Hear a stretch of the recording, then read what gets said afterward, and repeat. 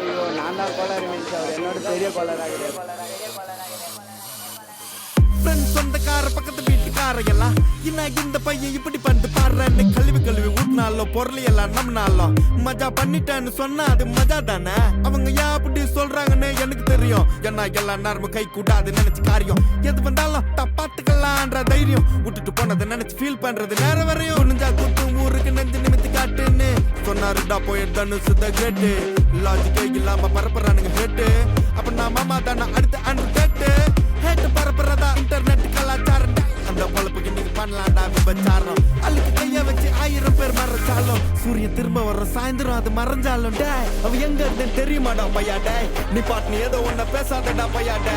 ஐயோ அவனா ஒரு மோடா முட்டியும் பையா டே. வேற யாரு அது நான் தான் அந்த பையன் டே. யாரா அந்த பையன் நான் தான் அந்த பையன். யாரா அந்த பையன் நான் தான் அந்த பையன். யாரா அந்த பையன் நான் தான் அந்த பையன். யாரா அந்த பையன் நான் தான் அந்த பையன். இதெல்லாம் வந்து ஒரு வாக்கியமா இதை எழுதுன அந்த அசல் கோளாரா?